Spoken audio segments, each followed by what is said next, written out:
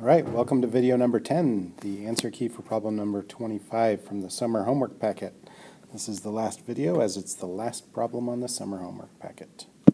Okay, for 25a we're being asked to prove that sine squared of x plus cosine squared of x is equal to 1.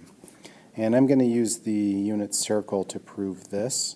There is a note in the packet that says use c and cosine of 0 equals 1. I don't know if that's the fastest approach. I think that this is a more intuitive understanding, so I want to use this approach actually. Let's pretend that we have some angle which we'll call x, and it's on the unit circle. So if we were to draw our circle around here, we know that the radius is 1, and we know that the height of this triangle is going to be the y-coordinate, and the base of the triangle is the x-coordinate. So we don't confuse our x's. Let's call this angle theta. Sine squared theta plus cosine squared theta. That'll make it so we don't accidentally mistake x for x. Okay, so sine of this angle we know is opposite over hypotenuse. So in this case our opposite side is y and our hypotenuse is 1. So we have y squared over 1 squared, because sine of theta is y over 1. And then to that we're going to add cosine, and cosine is adjacent over hypotenuse. So we add in x over 1, and since we're squaring it we have x squared over y squared, or 1 squared. And this should equal 1. This one right here. So if we kind of simplify this down a little bit, let's shrink this. What we have is y squared plus x squared equals 1, which we know as the Pythagorean theorem for a right triangle.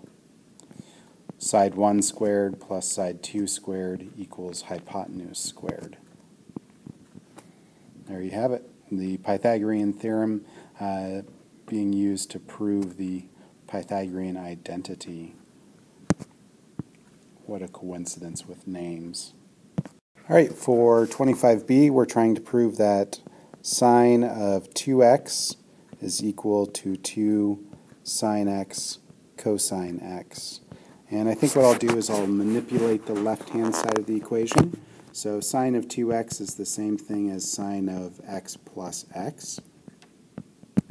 And then we can use our angle addition formula from the worksheet they gave us is sine of alpha plus beta is equal to sine alpha cosine beta plus cosine alpha sine beta. On the worksheet we used x and y, but then what we can do is we can expand this. So what we'll wind up having is sine of x cosine of x plus cosine of the first angle sine of the second angle. So that's where those x's come from.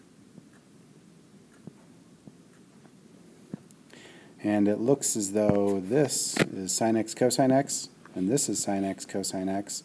So the two of those add up to 2 sine x cosine x, which is what we wanted to prove.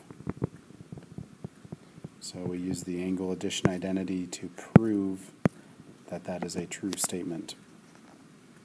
More important than memorizing the angle addition, though, is I want you to have this memorized.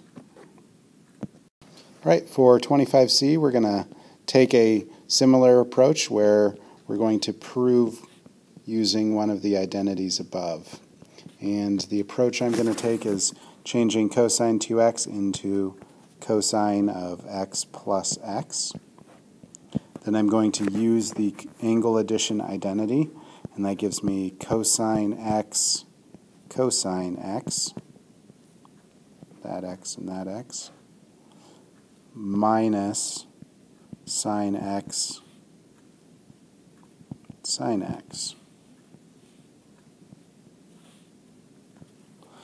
And this simplifies to cosine squared of x minus sine squared of x. And if we recall our very important trig identity, sine squared of x plus cosine squared of x equals 1, we can replace this in to turn it all into terms of x by moving the cosine to the right-hand side of the equation.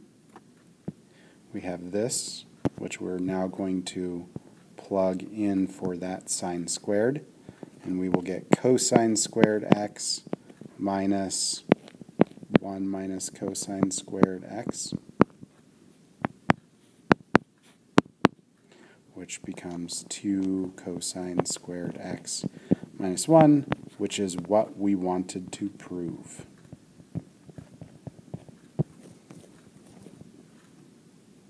And again, more important than the identity that we used is this initial equation. We should have that identity memorized. Looking back at the worksheet, I realized that I actually did part D here. Part C wanted us to only go to this part. So part C we go that far, and then part D we go all the way down. So this was problem 25C and D. Taking it one step further, we can actually then also do 25E. So what we have is 2 cosine squared x minus 1. And we want to prove that to be 1 minus 2 sine squared x. Now part 25E, they actually call this out as cosine 2x. But we've proved it to be that. So let's replace it with that and move forward. We can do a trig substitution again with this cosine squared. We know to be 1 minus sine squared of x. And that would be derived from our base identity here. Cosine squared x equals 1 minus sine squared x. That Pythagorean identity coming back again and again. Plug it in there and simplify that out, and we get 2 minus 2 sine squared x minus 1. And the 2 minus 1 is equal to 1.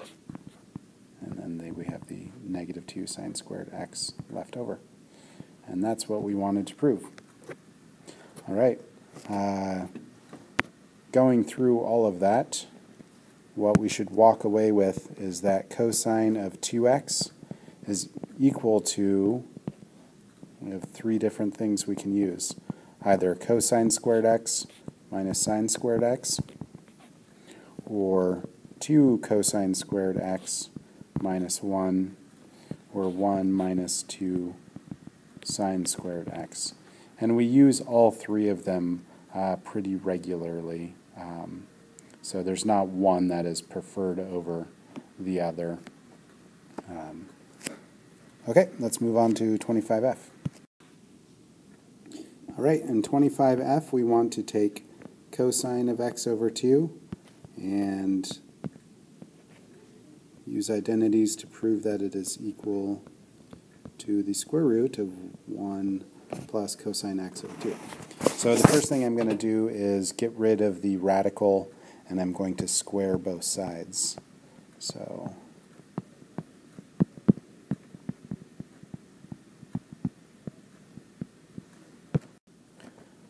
then I will multiply the 2 across so that I have 2 cosine squared of x over 2 equals 1 plus cosine of x.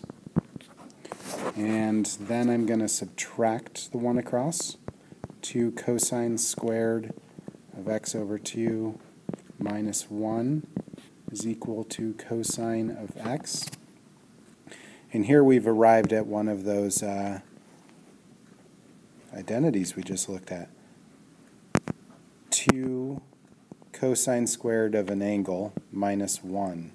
And we know that that is 2 cosine squared of an angle minus 1 is the same thing as cosine of 2 of those angles. So we established that identity in the last problem. So if we replace this using that identity, what we wind up having is cosine of 2 of the angles x over 2. And the 2's cancel, and we get cosine x equals cosine x. Okay, for 25G, we're going to start off with the same approach and see where it takes us. Sine of x over 2, and we're trying to prove that it is equal to 1 minus cosine x all over 2, quantity square rooted. So the first thing we'll do is we'll square both sides.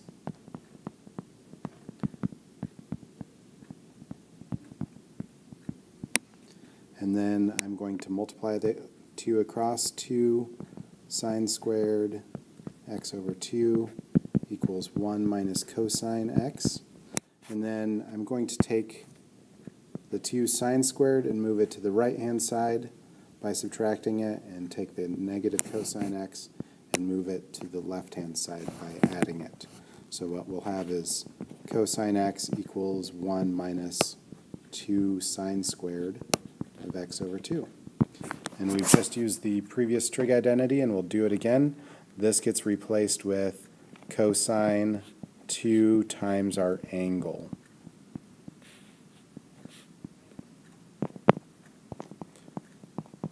The 2's cancel, and we get cosine x equals cosine x. Now that we've done all that pre-calculus, we're ready to bust into the calculus, and here it is, the summary of what we're going to learn in calculus. The derivative of milk with respect to x equals cheese. The integral of milk with respect to x equals cow. You'll understand that more as calculus progresses. Thanks for watching, and I look forward to this coming school year with you.